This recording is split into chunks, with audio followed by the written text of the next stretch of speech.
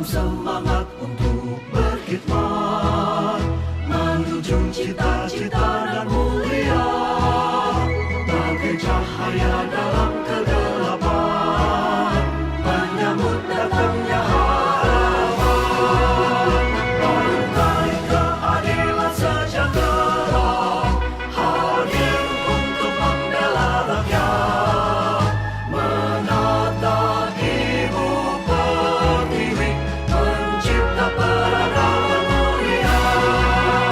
Partai Keadilan Sejahtera tak lelah terus berjuang dengan jiwa Pancasila, menjayakan negeri kita, membangun Indonesia bersama.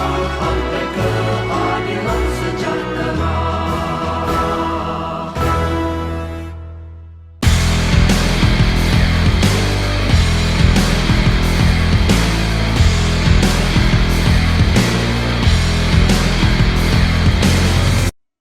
Assalamualaikum warahmatullahi wabarakatuh. Selamat Waalaikumsalam. malam. Ketemu lagi dengan Om WP di podcast Om WP. Malam ini Om WP mengundang salah seorang atau salah satu kader senior Partai Keadilan Sejahtera di Kabupaten Kutai Timur.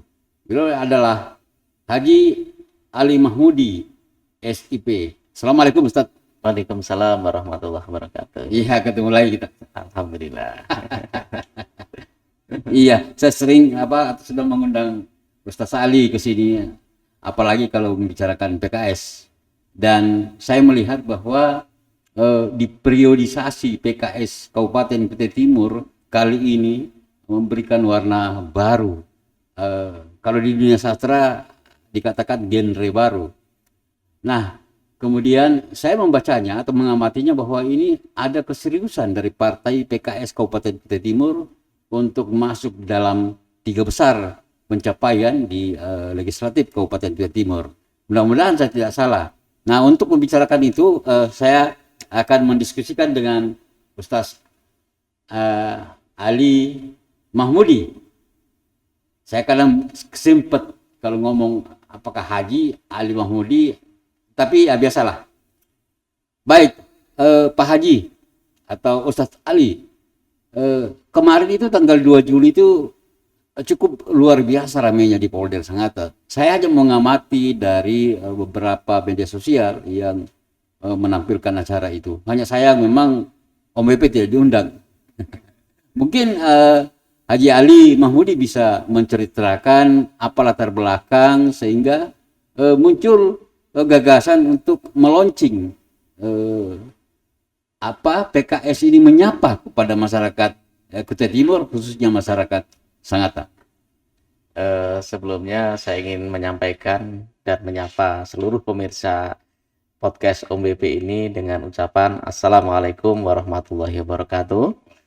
Selamat malam dan salam sejahtera buat kita semuanya. Terima kasih Om WP atas kesempatan yang diberikan kepada kami. Ini sebagai bentuk pencerahan kepada kita semuanya tentang perkembangan yang ada di Kutai Timur. Tentunya media memiliki peran yang sangat penting sehingga sampai pada malam hari ini Om WP mengundang kami bisa hadir di tempat ini. Jadi begini, tepatnya pada tanggal 2 Juli kemarin PKS mengadakan launching, yaitu PKS Menyapa.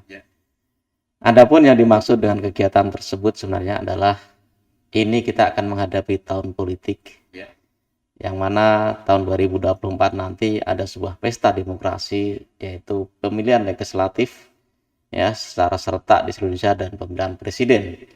Tentunya dengan hal tersebut setiap partai pasti memiliki program-program dan salah satunya adalah PKS. PKS Menyapa di sini adalah kita ingin hadir di masyarakat, menyapa masyarakat, dekat dengan masyarakat, sehingga kita akan tahu apa yang dikeluhkan oleh masyarakat dan tentunya apa yang akan kita perjuangkan nantinya dikala kita duduk sebagai anggota dewan seperti itu. Nah, hal seperti ini sangat penting buat kita semuanya karena kita ingin mendewasakan demokrasi di Indonesia ini, yaitu salah satunya adalah karena banyak tanggapan-tanggapan yang miring di masyarakat ya, dan itu juga kita hargai bersama, dan tentunya kita sebagai pelaku politik juga ikut prihatin. Jangan sampai masyarakat ini sudah tidak percaya lagi dengan yang namanya anggota dewan. Ya, tapi ini kami kira sebagai warning buat kita semuanya, sehingga PKS akhirnya bikin satu program yang mana ini masih ada kesempatan kita untuk memberikan penjelasan dan pemahaman kepada masyarakat tentang masalah demokrasi di negara kita, karena ini serentak Om. Jadi program ini sebenarnya adalah program dari pusat yang dilaunchingkan di seluruh Indonesia seperti itu.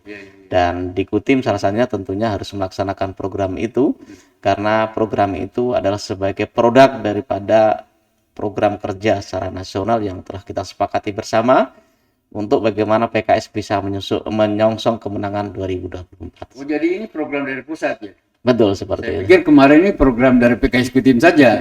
Mohon maaf Ustadz, karena memang saya tidak mendapatkan informasi yang pasti terkait dengan kegiatan itu. Makanya saya bilang ini luar biasa nih. Karena biasanya PKS tidak seperti ini. Kalau kita menilik beberapa tahun ke belakang, PKS adem ayem.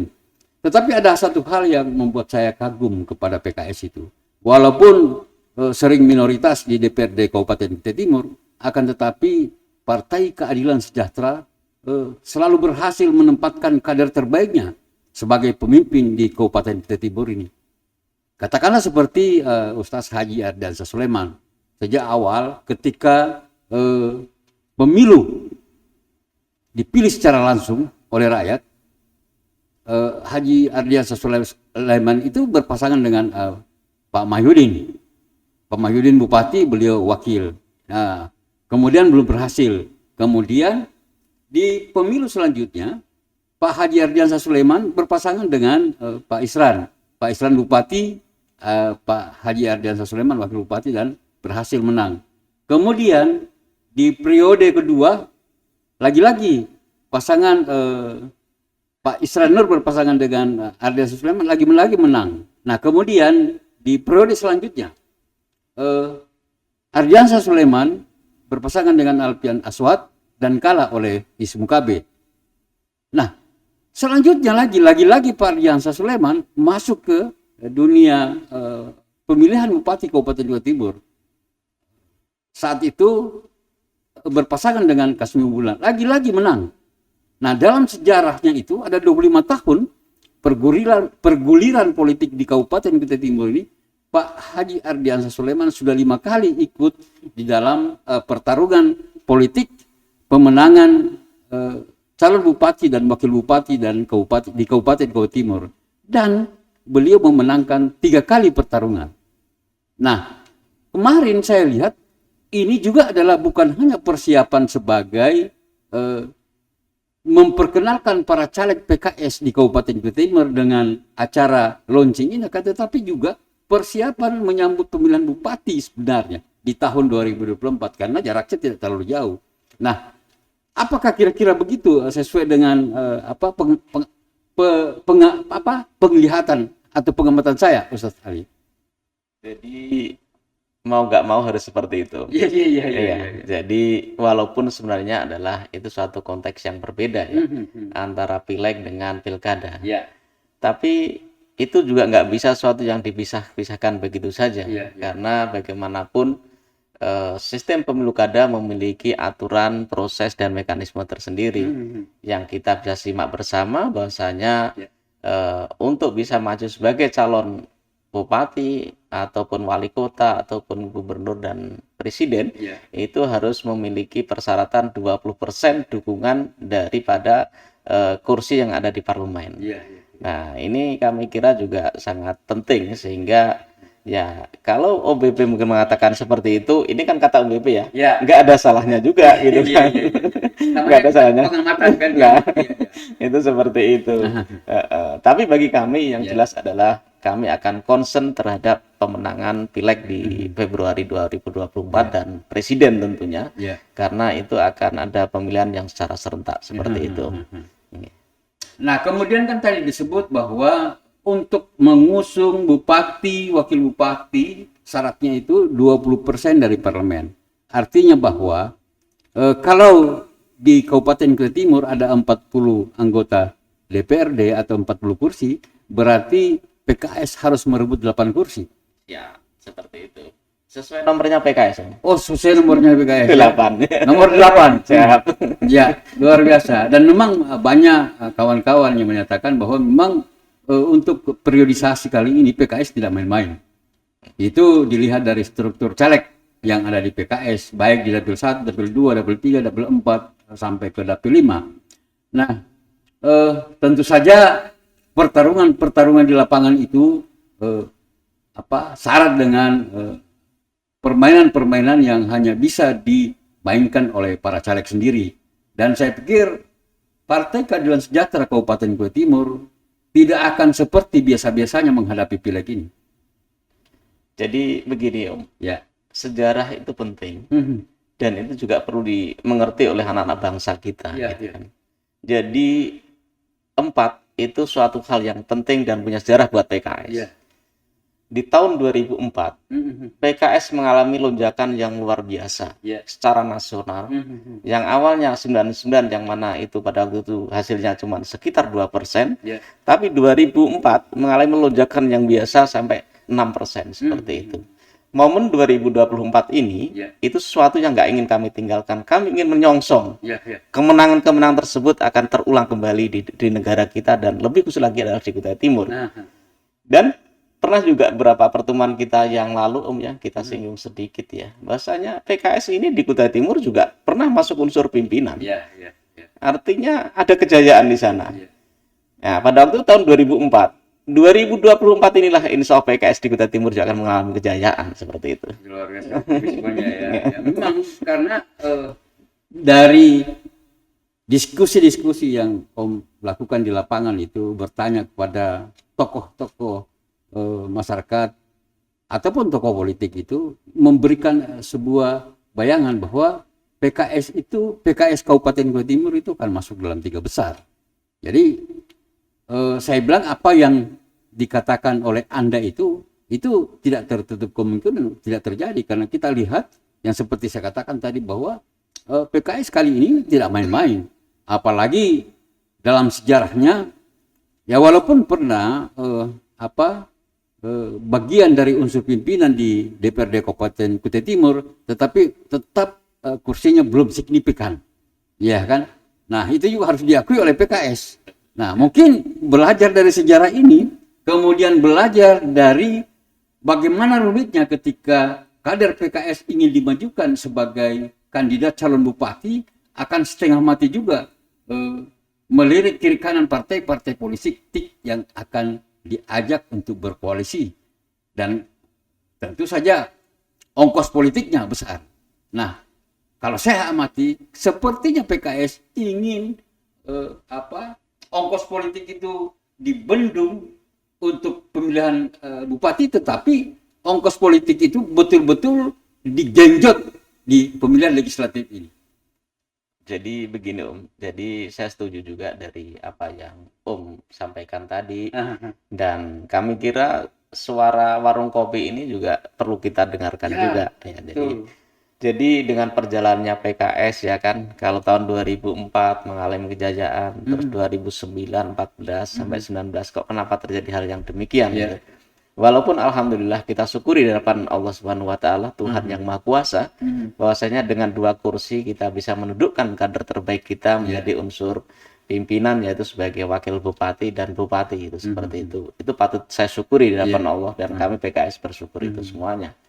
Nah, jadi dengan hal itulah, perjalanan itulah kami akan memberikan selalu evaluasi tentunya di mana kekurangan kita dalam proses perjalanan itu gitu kan. Karena bisa kami katakan itu adalah ada proses puting beliung yang mana 2000 dulu di awal-awal reformasi kita ini alhamdulillah ya luar biasa, ada suatu poin tersendiri sehingga kondisinya akan beda lah ya kan, sangat beda dengan kondisi perpolitikan di saat ini gitu kan. Nah tentunya kita harus mengikuti irama-irama itu, irama-irama kita harus kita ikutin tentunya kita, sehingga sebagai partai terbuka ya kan, itu betul-betul kita tawarkan di masyarakat, bahwasanya kita sebagai partai terbuka, sehingga tidak sedikit orang yang dulunya nyalon di partai lain akhirnya bergabung dengan PKS. Bahkan di suatu daerah tertentu yang memang mayoritas Nasrani, ada juga caleg kita di sana dari golongan orang Nasrani seperti itu. Karena Dewan ini kan keterwakilan sebenarnya. Betul. Dan itu sudah PKS saat ini sudah menjalankan itu gitu kan. Artinya adalah PKS itu betul-betul serius dan membuka dan betul-betul mengevaluasi apa yang menjadi kekurangan kita, dan insya Allah kita akan menatap masa depan untuk menuju kesuksesan yang lebih baik lagi seperti itu.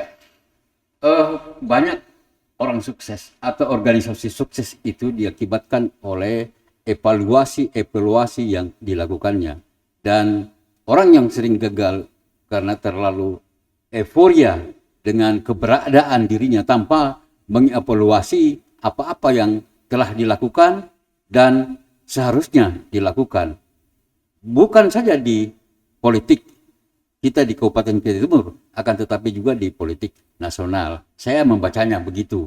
Nah, Ustadz, tadi gawean PKS ini secara nasional itu untuk menghadapi tahun politik. Nah, kemudian kemarin itu apa saja dilakukan di Polder itu, Ustadz? Ya, kalau kemarin itu kan istilahnya launching ya. Jadi launching supaya masyarakat nanti nggak kaget.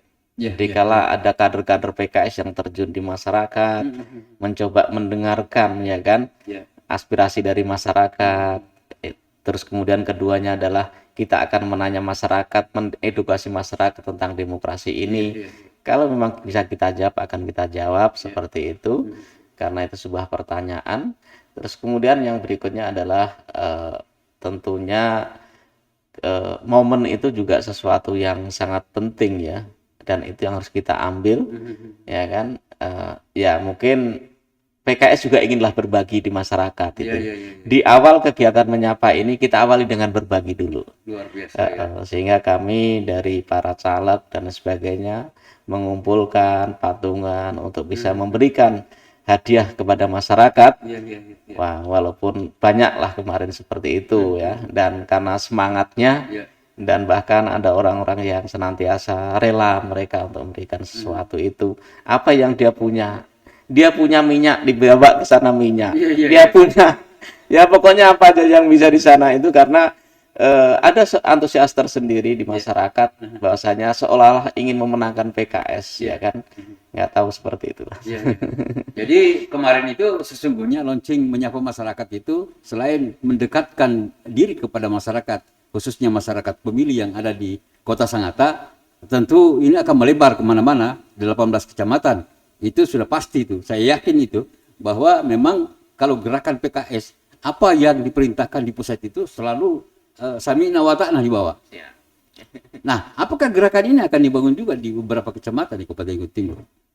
Insya Allah akan seperti itu, karena yang jelas kemarin juga kita isi dengan kegiatan-kegiatan senam ya kan. Artinya kita juga menginginkan masyarakat Indonesia ini menjadi masyarakat yang sehat, dan itu juga pesan Pak Bupati kemarin dikala beliau hadir di sana adalah pesan-pesan karena kesehatan ini penting sekali. Karena dengan kesehatanlah maka orang tersebut akan produktif seperti itu. Ya, bahkan ya sampai kepada selanjutnya juga viral juga ya. Wah, dikala PKS melakukan kegiatan, sehabis itu justru tempatnya lebih bersih daripada sebelumnya. Nah, inilah pola-pola hidup sehat yang perlu kita sampaikan, kesan-kesan yang perlu kita sampaikan di masyarakat, bahwasanya sebenarnya kalau kita ada kemauan, insya Allah itu bisa seperti itu. Di mana ada kemauan di situ ada jalan. Di situ ada jalan. Luar biasa. Nah, tadi disinggung oleh Ustaz Ali sebagai politisi senior Partai Keadilan Sejahtera Kabupaten Kutai Timur bahwa PKS hari ini tidak sama dengan PKS hari kemarin. Yang saya maksud adalah bahwa ternyata di Partai PKS juga ada saudara-saudara kita dari kalangan Nasrani yang sudah ikut bergabung sebagai caleg PKS. Apakah itu di Kutai Timur atau di daerah lain? Di daerah lain juga ada. Jadi kemarin pada waktu kita dikumpulkan ya para bacaleg se-Kalimantan Timur, di Brau pun juga ada seperti itu. Ya apalagi kalau kayak di Kutai Barat yang Iya. notabene mayoritas di sana orang, Betul. ya kan, non-Muslim, ya tentunya bahkan sudah ada yang duduk di sana. Iya, Di iya, Mahulu itu ada 2 anggota dewan kita yang memang dari agama Nasrani seperti Iya. itu. Nah, itu seperti itu. Jadi ideologinya ya tentu saja ideologi Pancasila, ya kan, tetapi gerakan PKS yang dulu tidak se ekstrim dengan sekarang kalau begitu. Sebenarnya sih nggak rubah itu sebenarnya. PKS tetap masih sama seperti dulu. Cuman kalau namanya dalam sebuah pertandingan merubah iya. pola itu kan biasa aja Iya, lah, iya, ya iya. kan. Dari 3-3-4 Iya, kita iya. rubah lagi ke 2 kan, seperti itu kan biasalah namanya ingin meraih suatu kemenangan kan, Iya, iya, ya seperti iya. itu. Tapi apakah yang dilakukan PKS itu tidak merubah gerakan dakwah yang dilakukan? Yang namanya dakwah itu buat siapa aja, Om? Mhm. Heeh. Dakwah itu dilakukan kepada siapa saja, nggak terbatas oleh agama, Iya. nggak terbatas oleh etnis, Mhm. dan nggak terbatas oleh waktu, Iya, iya. ya kan? Masalah dakwah. Dakwah itu artinya adalah mengajak kita menuju kepada kebaikan, Iya, iya. ya kan? Artinya kepada siapa aja. Betul, betul. Contoh nih, ya kan? Dikala ada orang beragama lain, etnis lain, begitu melihat sesuatu yang kotor, ayo kita bersihkan. Apa yang salah dengan hal tersebut, gitu Betul, kan? betul, betul, betul. Nah, hal seperti itulah yang dimaksudkan bahwasanya kita itu adalah berdakwah seperti itu. Ya, masalah agama itulah urusannya Allah, masalah hidayah dan sebagainya. Yang jelas kita ini adalah sebagai manusia, kita punya kewajiban untuk saling mengingatkan. Iya. Kita bukan untuk mengajak kepada mereka, mengingatkan dan lain sebagainya. Ini sesuatu yang kami kira biasa-biasa aja seperti itu. PKS terbuka, artinya juga bahwa PKS itu salah satu partai yang ada di negeri ini yang kemudian tidak setuju dengan gerakan politik yang mengatasnamakan agama. Apakah begitu, Ustaz? Enggak lah, yang namanya apapun itu tidak bisa terlepas dari agama. Iya, iya, iya. Karena apa? Semua aspek-aspek itu ada di dalam agama. Aspek politik, sosial, budaya, semuanya itu sudah katam dalam Al-Quran. Ada semuanya tersirat di dalam kitab tersebut, gitu Iya. kan. Ya, mungkin jangan-jangan juga di agama lain juga seperti itu. Iya. Ya kan? Buktinya kita dianjurkan untuk saling tolong-menolong. Kami kira agama lain juga seperti itu ya. Mungkin seperti itu. Walaupun kita pasti ada batasan-batasan Iya. tertentu gitu kan. Ya, lakum dinukum waliyadin, Iya. seperti itu. Nah, seperti itu. Kenapa saya pertanyakan ini, Ustaz? Karena salah satu yang selalu diwanti-wanti oleh elit-elit politik di pusat sana itu agar supaya partai politik itu tidak lagi seperti beberapa tahun yang lalu misalnya kan, selalu menjuarakan politik identitas itu. Padahal sesungguhnya tanpa disampaikan itu juga sesungguhnya kita ini memiliki identitas politik, iya kan? Betul. Katakanlah misalnya kenapa sampai saat ini belum ada orang Bugis atau katakanlah orang di luar Pulau Jawa yang bisa jadi presiden? Itu disebabkan karena memang bahwa orang Jawa lebih banyak daripada orang Bugis misalnya. Betul.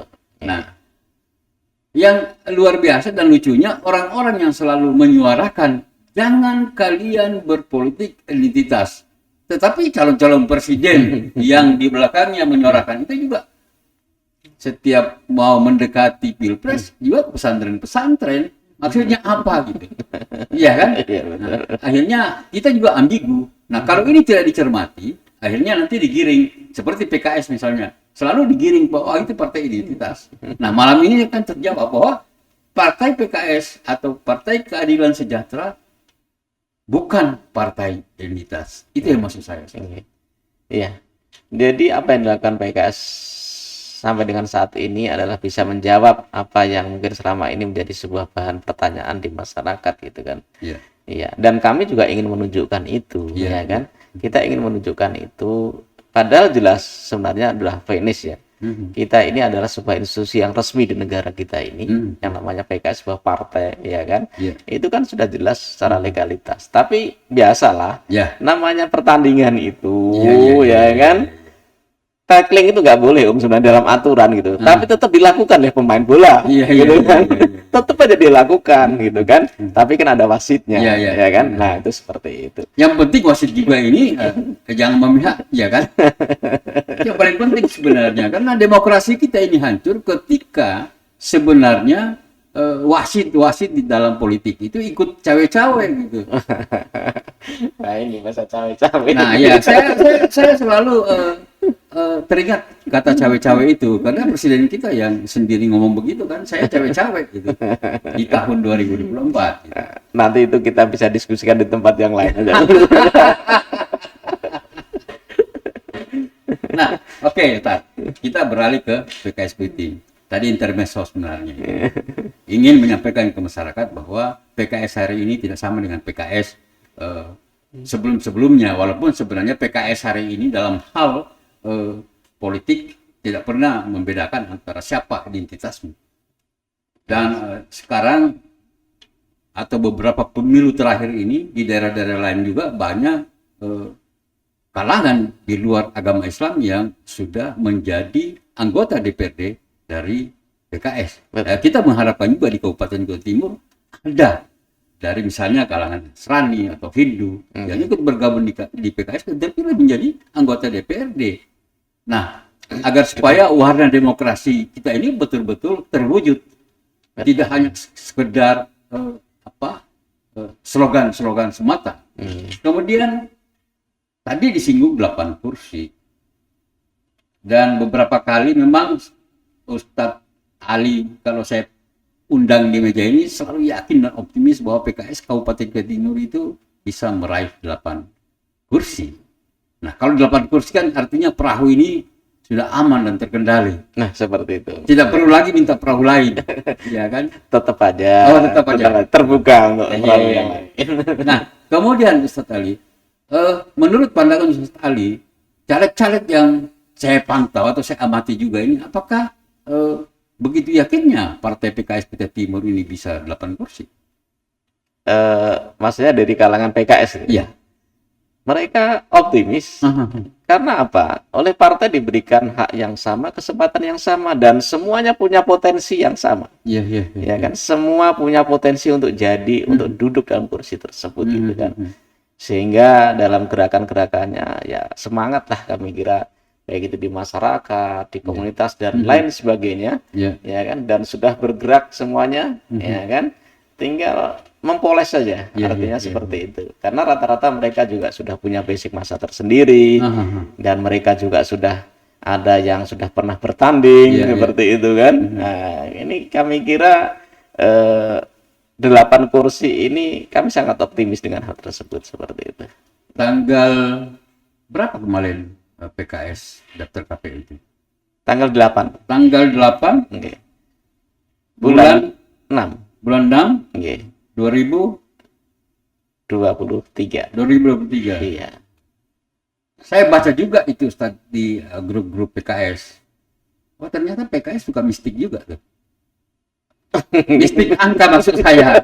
Iya kan? Mistik angka. Bahwa tanggal sekian mendaftar, nilainya 8, maka 8 kursi. Gimana tuh Ustaz? Kami kira angka itu ya punya makna tersendiri buat kita ya kan, sehingga sampai kita pertahankan ya di kala kita disuruh untuk memilih nomor berapa, ternyata para pimpinan kita memilih nomor 8. Iya. Ya artinya kan kenapa memilih 8? Dikala kita memilih sesuatu pasti kan memiliki alasan gitu kan. Iya. Nah, yang bisa menjelaskan ini ya kami kira pimpinan di atas, bukan saya yang bisa. Tapi yang jelas angka 8 itu bagus, Om. Bagus ya. Angka yang tidak pernah putus itu nomor 8 melingkar terus ya. Itu seperti itu. Dibagi 2 bisa jadi 3. Nah, seperti itu. Oke, Ustaz Ali. Kemudian Ustaz Ali kan caleg nih. Ini juga masyarakat Dapil 1 Kutai Timur harus paham atau mengetahui bahwa Ustaz Ali Mahmudi atau Haji Ali Mahmudi SIP ini adalah caleg Dapil 1 dari Partai PKS Kabupaten Kutai Timur. Banyak yang mengharapkan Ustaz Ali untuk kali ini, untuk tahun 2024 ini, Ustaz Ali masuk sebagai salah satu calon anggota DPRD Kabupaten Kutai Timur. Nah, tentu saja harapan masyarakat khususnya di daerah Ustaz Ali itu saya dengar itu, bahkan tadi anak saya ada yang masukkan di grup itu bahwa ini adalah harapan masyarakat di lingkungan Gang Permai kalau nggak salah. Saya kaget sendiri. Gang Family ya. Kayak Gang Family. Saya bilang, luar biasa gerakan Ustaz Ali di Gang Family. Apakah itu satu harapan bahwa Ustaz Ali mudah-mudahan bisa terpilih? Kami kira itu suatu doa yang bagus buat saya. Ya. Yang jelas begini Om. Jadi kami sendiri ini selalu maju, bayangkan ini sudah yang ketiga kalinya gitu kan. Sudah ketiga kalinya. Yeah. Artinya saya nggak main-main dalam proses menginginkan ya kan, bagaimana kita bisa berkontribusi dalam membangun daerah kita ini. Yeah. Dan ya itu tadi, saya merasa punya amanah terhadap ilmu yang saya miliki. Ya, saya kuliah di Visipol, ya kan. Artinya bagaimana saya bisa mengimplementasikan secara ilmu akademisi yang saya dapatkan di perguruan tinggi yang pernah saya ikutin, itu untuk bisa dirasakan oleh masyarakat. Sementara saya ingat pesannya adalah, ya kan, barang siapa yang bisa memberikan ilmunya itu bisa menjadi jariah tersendiri. Nah ini kan kami kira kita hidup ini kan muaranya harus jelas, ya kan. Di dunia ini sementara. Ya, kita ingin berinvestasi lah untuk di akhirat seperti itu. Ya maaf, mungkin kalau orang memandang ini sok berlebih ya, sok suci dan mungkin sok seperti apa. Tapi yang jelas ini sesuatu yang harus saya sampaikan. Karena saya juga tidak mau bohongi hati saya gitu kan, seperti itu. Jadi saya sudah merasakan bagaimana proses kehidupan di Kutai Timur dari awal yang saya rasakan. Saya sudah biasa bersama dengan tukang-tukang ataupun kuli dan sebagainya di kala saya mengawali kehidupan saya di Kutai Timur ini. Tapi saya punya optimisme karena saya ini adalah dibekali ilmu, ya kan? Nah, makanya dengan hal tersebut saya anggap ilmu ini penting. Ilmu sangat penting. Nah, maka dari itulah ya semoga aja ya kan, dari apa yang sudah saudara-saudara doakan dan banyak terdengar bahasanya insya Allah jadi, insya Allah dan lain sebagainya. Dan kami kira itu adalah suatu doa yang bagus, tinggal bagaimanalah kita bisa bekerja keras di masyarakat dan tidak lupa kita bermunajat dan berdoa di hadapan Tuhan yang Maha Kuasa, sehingga apa yang masyarakat inginkan, yang saya akan perjuangkan itu bisa terkabulkan seperti itu. Iya, luar biasa Ustaz Ali ya. Kalau rekam jejak Ustaz Ali kan saya paham betul, karena di dalam dunia politik saya sering berbarengan dengan Ustaz Ali, apalagi kalau menjadi tim sukses dalam satu pemilihan bupati. Kita punya rekam jejak yang saling mengetahui lah. Sama-sama ya. Iya. Kemudian Ustaz Ali, ada satu hal yang sebenarnya bukan kekhawatiran pribadi saya, akan tetapi ini juga atas pengamatan saya sebenarnya. Bukan hanya PKS, hampir dapat dipastikan itu seluruh partai politik di Kabupaten Kutai Timur itu tidak menyiapkan kader-kadernya yang prima, yang memiliki popularitas, katakanlah seperti dengan Pak Haji Ardiansah Sulaiman, yang ketika misalnya Pak Ardiansah Sulaiman sudah pernah tugas, kemudian ikut pemilihan bupati, kemudian beliau terpilih, lalu siapa yang akan melanjutkan popularitas Haji Ardiansah Sulaiman di Partai Keadilan Sejahtera? Jadi biasanya begini, ada sebuah filosofi gitu kan. Jadi kalau ada suatu pohon yang besar, ya kan, ya, dan kita ini masih berada di bawahnya itu, mungkin belum nampak gitu kan. Tapi dikala nanti ya kan, pohon besar itu nanti misalkan dipindahkan seperti itu, maka pohon yang ada di bawahnya itu mereka akan tumbuh secara bagus ya kan. Karena dia mendapatkan matahari yang cukup, pandangan yang cukup, akan seperti itu.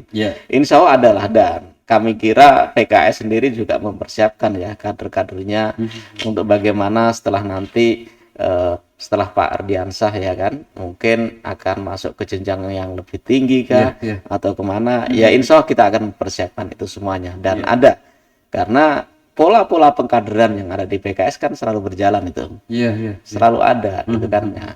Dan di PKS sebenarnya adalah sebenarnya bukan yang bersifat itu adalah sentra tokoh seperti itu enggak, tapi sistem yang berjalan sebenarnya yang ditekankan di sana dalam pola kaderisasi di kita itu sistem. Makanya kalau orang mengatakan PKS solid, ya memang itu yang kita bangun gitu kan.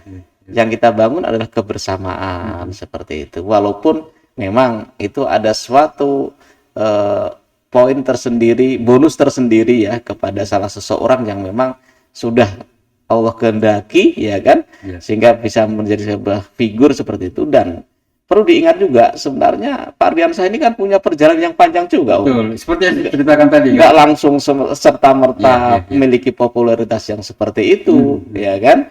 Dulu terkenal di lingkungannya sekolah dan pegawai, ya kan. Habis itu masuk terjun di dunia politik, akhirnya mulai dikenal lagi masyarakat lebih luas lagi. Jadi wakil ketua DPRD lebih luas lagi. Akhirnya jadi wakil bupati.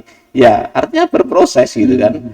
Tapi insya Allah nggak perlu khawatir Om. PKS akan selalu mempersiapkan kader-kader terbaik untuk bisa berkontribusi di pembangunan di daerah. Ya, itu yang saya maksud. Berarti apa yang saya lakukan selama ini sebenarnya kader-kader PKS sudah siapkan itu. Siapa pengganti Haji Ardiansah Sulaiman? Karena bagaimanapun juga Haji Ardiansah Sulaiman menurut saya adalah petarung sejati dalam rangka pemilihan bupati dan wakil bupati di Kabupaten Bukit Timur. Nah, sangat disayangkan kalau kader-kader atau partai PKS Kabupaten Bukit Timur tidak menyiapkan kader yang sehebat Haji Ardiansah Sulaiman itu. Betul. Insya Allah siap Om. Nah, kalau di partai lain kan seperti misalnya di Golkar kan kita sudah lihat tuh. Misalnya Pak Kasmidi Gulang. Pak Kasmidi Gulang itu memang bukan hanya dipersiapkan oleh partainya, tetapi secara pribadi saya melihatnya ya, saya mengamatinya bahwa Haji Kasmidi Gulang itu bukan hanya dipersiapkan oleh partainya, tetapi dia atau beliau mempersiapkan dirinya memang untuk menjadi pemimpin di Kabupaten Jawa Timur. Dan dua tokoh ini, insya Allah kalau misalnya tidak ada tsunami, iya kan? Saya selalu mengatakan tidak ada tsunami. Mudah-mudahan beliau berdua sehat walafiat, Amin. iya kan? Sehingga nanti pemilihan bupati di Kabupaten Bukit Timur itu dua tokoh ini yang akan bertarung habis-habisan. Kalau saya melihatnya, atau saya mengamatinya dari sekarang, karena bagaimanapun juga, ya saya adalah bagian dari pada mengawal kedua tokoh ini ketika bertarung di pilkada kemarin, ya kan? Melalui podcast dan Nah, itulah saya bilang, saya selalu ngomong sama teman-teman caleg tuh, kalian sangat disayangkan kalau tidak memanfaatkan podcast OMP ini, karena di sinilah tempat Anda untuk mensosialisasikan diri Anda sebenarnya. Betul. Ya. Kata tapi banyak juga yang ragu, banyak takut katanya nanti dipojokkan, padahal sebenarnya tidak begitu. Karena pertanyaan-pertanyaan saya itu mengalir aja seperti air. Nah, Ustaz Ali, kalau di dapil 1 ini kembali lagi ke persoalan itu caleg-caleg partai PKS itu siapa-siapa saja Ustaz. Ini perlu juga diketahui masyarakat agar hitungan-hitungan pengamatan kita itu tidak salah. Kalau prediksi saya PKS di dapil 1 ini bisa dapat 2 kursi. Ya, mungkin tidak lama lagi akan di launching itu. Oh, iya. Sekarang masih ditutup. Sebenarnya tapi secara etika lah kira perlu dijaga seperti itu. Betul. Terus ini akan sedikit saya ulas tentang pertanyaan yang tadi ya, yang sebelumnya gitu kan. Bagaimana tentang prosesi popularitas. Kan masih ada Pak Ardiansah. Masa sih kita menganukan, dan Pak Ardiansah itu akan kita dorong lagi untuk pada periode berikutnya gitu kan. Cukuplah kita untuk memoles-moles ya kan. Siapa, atau mungkin pasti PKS ini sebuah partai yang demokratis. Diberikan kesempatan oleh kader-kadernya untuk bisa memoles dirinya seperti itu. Tinggal nanti bagaimana hasil di masyarakat, ya kan? Terus kita godok di dalam seperti apa, karena partai juga punya mekanisme mana yang lebih pas lah untuk meneruskan generasi Pak Ardiansah. Ya mungkin nanti akan terlihat dengan sendirinya seperti itu. Pertanyaan saya tadi gini Ustaz, maksud saya itu pasca Pak Ardiansah. Ya katakanlah Pak Ardiansah tidak ikut bertarung lagi. Tetapi ya kalau saya melihat sih gelagatnya untuk 2024 Pak Ardiansah tetap ikut bertarung. Karena juga kader-kader PKS, apalagi dengan sistem PKS yang Ustaz Ali katakan tadi, itu pasti mendorong habis-habisan Haji Ardiansah Sulaiman untuk ikut di pilkada Bupati 2024. Dan pilkada 2024 itu pertarungan yang luar biasa. menurut pengamatan saya. Karena dua kandidat ini, Haji Kasmini Bulang, kemudian Pak Hajar dan Sulebat, adalah dua tokoh yang memiliki basis pemilih yang sudah kita bisa baca dari sekarang. Bukan membacanya melalui money politik, bukan. Karena kalau kita bicara money politik itu tidak akan habisnya di Kutai Timur. Walaupun sebenarnya itu menjengkelkan. Itu maksud saya tadi, bahwa pasca Pak Desa Sulaiman, Partai Keadilan Sejahtera Kabupaten Kutai Timur seharusnya sudah mempersiapkan bibit-bibit yang akan menggantikan beliau ketika beliau tidak lagi maju sebagai calon bupati di Kabupaten Kutai Timur. Siap. Jadi makanya saya katakan adalah dikala pileg ini sudah nanti ada hasilnya, ya kan, pasti kita akan memberikan kesempatan juga pada kader-kader PKS ini untuk memulai lebih menonjolkan lagi, ya kan. Tentu kan banyak pertimbangan gitu kan. Ya misalkan ini kan dikala di pileg nanti suaranya mana yang besar seperti itu. Lah ini kan kita akui ini bagian dari satu barometer gitu kan. Tapi kan nggak cukup itu aja. Karena ini kan baru mewakili satu dapil. Apakah bisa se-Kutai Timur kan juga belum tentu gitu kan. Nah, itu yang pertama. Yang keduanya nanti pasti akan kelihatan dengan sendirinya ya. Gambar-gambar yang dimunculkan, pasti kan seperti itu kan proses-prosesnya. Namanya ingin mempopulerkan diri, ya kan, hadir di podcastnya Om BP, ya kan, seperti itu. Atau jangan-jangan Sesari sering hadir di sini karena mempersiapkan diri untuk itu. Jadi sebelum partai memberikan amanah, Om, kita persiapkan dulu memang, kita harus siap, ya kan. Kayak saya ini maju adalah, ya kan, ini kan atas amanah partai sebenarnya, ya kan. Kalau secara pribadi sebenarnya saya nggak begitu juga, tapi karena partai mengamanahkan itu, ya kan, ya dengan berbagai alasan, saya tidak ngelak lagi gitu, kan. Tetap harus maju, ya kan. Apalagi ini sudah yang ketiga, kami kira kita harus lebih serius untuk menjalankan amanah itu, walaupun yang pertama juga serius, kedua serius, ketiga harus lebih serius. Harus lebih serius. Lebih serius lagi. Biasanya pertama kan kita baru melahirkan tuh, masih berapa nih? Pertama 500, Om. Keduanya 1000. Lah ini nanti berapa ribu lah kira-kira gitu kan. 500, 1000, 2 kali lipat ya. Berarti 2 kali lipat ya berarti bisa 2000 sampai 3000 suara. Ya kalau pengennya lebih dari itu. Iya, luar biasa. Memang hampir semua caleg atau bacalek yang hadir di sini saya selalu tanyakan itu, sampai sejauh mana optimisme mereka. Karena begini Ustaz, semua caleg memang optimis, tapi optimisme tanpa rekam jejak kesalehan sosial di lapangan itu saya pikir optimisme buta. Itu yang selalu saya katakan. Karena bagaimanapun juga rekam jejak sosial di masyarakat itu sangat penting untuk seorang calon anggota DPRD. Betul. Baik di Kutai Timur maupun di daerah lain sesungguhnya. Ya, karena makanya kenapa sosial politik itu selalu bergandengan. Ya karena begitu. Banyak contoh yang orang-orang yang masuk bertarung di dunia politik bukan hanya soal atau faktor isitas, tetapi kedekatannya dengan masyarakat. Betul. Iya kan? Nah apalagi kalau ada isitasnya, itu lebih kencang lagi tuh Ustaz tuh. Atau jangan-jangan Ustaz ini sudah siapkan isitas nih? Ini pertanyaan nakal nih dari saya. Iya, bagaimanapun yang namanya kita nyalon itu pasti diperlukan biaya, ya kan, itu pasti, gitu kan. Masa kita menyuruh orang jadi saksi sampai malam nggak kita kasih honor? Betul. Itu kan seperti itu. Ini suatu hal yang mudah aja seperti itu. Tapi kami ini masih punya keyakinan, Om. Jumlah 89.000 pemilih ini bukan jumlah yang sedikit. Kami kira masih banyak lah orang yang bisa diajak berpikir secara realistis, itu seperti itu. Ya kan, masa saya dari 89.000 misalkan ngambil 4.000 yang realistis itu loh, kan masih ada kesempatan peluang itu, gitu kan. Itu aja kami kira yang jadi kami masih punya optimisme karena memang jumlah pemilih kita nggak sedikit, itu seperti itu. Dapil 1 memang nggak sedikit, 89.000. Itu akan bertambah lagi, mungkin sampai 90.000. Nah mungkin karena masih ada yang sekarang usianya belum masuk, nanti akan masuk seperti itu. Optimis 2 kursi di Dapil 1. Optimis ya. Luar biasa. Memang kalau saya baca sih selentingan atau bisikan-bisikan dari caleg-caleg yang ada di PKS itu dapil 1 ini memang luar biasa. Makanya saya bilang baru tahun ini, baru pemilu legislatif kali ini PKS memang punya warna baru. Karena kemampuan merekrut orang-orang yang pernah caleg di tempat lain kemudian dimasukkan ke PKS. Dan rata-rata petarung. Makanya saya bilang atau kawan-kawan mengatakan bahwa PKS ini bisa masuk 3 besar di pemilu legislatif 2024. Maksudnya 3 besar itu pasti itu sudah pasti pas partai pemenang itu, Ustaz. Skemanya sudah ada. Skemanya sudah ada. Ya, nantilah di belakang kita.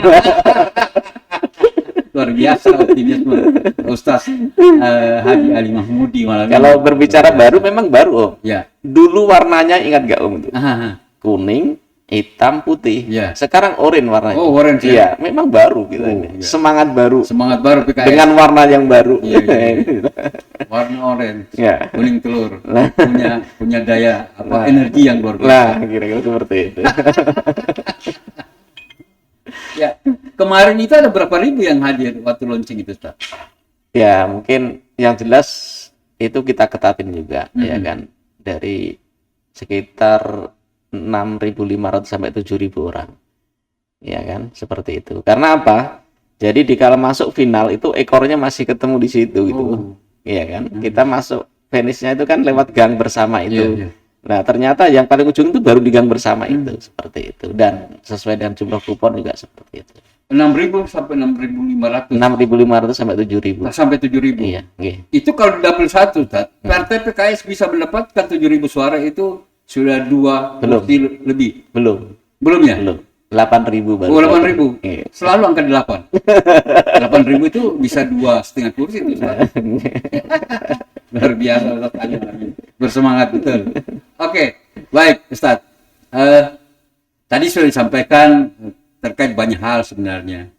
Launching PKS menyapa kemarin tanggal 2 itu hanyalah sebuah judul. Akan tetapi apa yang kita sampaikan malam ini untuk mempertegas bahwa Partai Keadilan Sejahtera bukan Partai Keadilan Sejahtera kemarin yang warna apanya itu, warna logonya ada biru dan sebagainya. Akan tetapi Partai Keadilan Sejahtera tahun 2024 selain putih, ada hitam, ada orange. Ya kan? Ini Ya. luar biasa. Akumulasi warna yang luar biasa. Nah, kemudian statement terakhir Ustaz Ali kepada masyarakat Kabupaten Kutai Timur, khususnya masyarakat Sangatta terkait kegiatan yang PKS lakukan pada tanggal 2 Juli 2024. Jadi begini saya sampaikan Kutai Timur dan sekitarnya. Yang pertama, kami menyampaikan banyak-banyak terima kasih atas partisipasi yang berkenan hadir berpartisipasi bersama-sama dengan PKS untuk mengikuti kegiatan launching menyapa PKS Kutai Timur. Yang pertama. Kemudian yang kedua adalah tentunya dalam kegiatan-kegiatan tersebut mungkin mengganggu kenyamanan dan lain sebagainya dengan jumlah yang memang cukup besar. Kami atas nama DPD PKS Kutai Timur mohon maaf yang sebesar-besarnya. Begitu juga dikala ada kekurangan-kekurangan yang dilaksanakan, mungkin masalah konsumsi dan lain sebagainya, tentunya kami juga mohon maaf yang sebesar-besarnya. Dan yang ketiga yang perlu kami sampaikan adalah ini baru launching. Jadi nanti jangan kaget dikala kader-kader PKS hadir di tengah-tengah masyarakat untuk menyapa bapak-bapak dan ibu-ibu sekalian. Dan disitulah sebenarnya pentingnya kita ini berhajat untuk berdemokrasi, untuk memperbaiki pola-pola demokrasi di daerah kita untuk lebih baik. Itu mungkin seperti itu. Oke, baik. Terima kasih Haji Ali Mahmudi SMP SIP, caleg dapil 1 Kabupaten Kutai Timur dari Partai Keadilan Sejahtera. PKS ingin memberikan warna yang guyup, yang gembira di dalam demokrasi atau di tahun politik tahun 2024 dengan mengadakan launching menyapa masyarakat di seluruh Indonesia yang dilakukan pada tanggal 2 Juli. Kita juga mengharapkan agar supaya demokrasi di tahun 2024 atau saat mendekati hari pemilihan di tahun 2024, negara kita aman, negara kita bergembira dengan adanya pesta rakyat. Yang namanya pesta rakyat, rakyat harus bergembira. Jangan mau terkotak-kotak oleh kepentingan-kepentingan yang akhirnya merusak bangsa ini, khususnya di Kabupaten Kutai Timur, merusak daerah kita yang selama ini aman, tentram. Semoga pada episode berikutnya kader-kader PKS bisa tampil di podcast Om BP untuk mensosialisasikan dirinya, baik sebagai kader partai maupun sebagai calon anggota legislatif Kabupaten Kutai Timur. Saya akhiri, wabillahi taufiq wal hidayah. Assalamualaikum warahmatullahi wabarakatuh.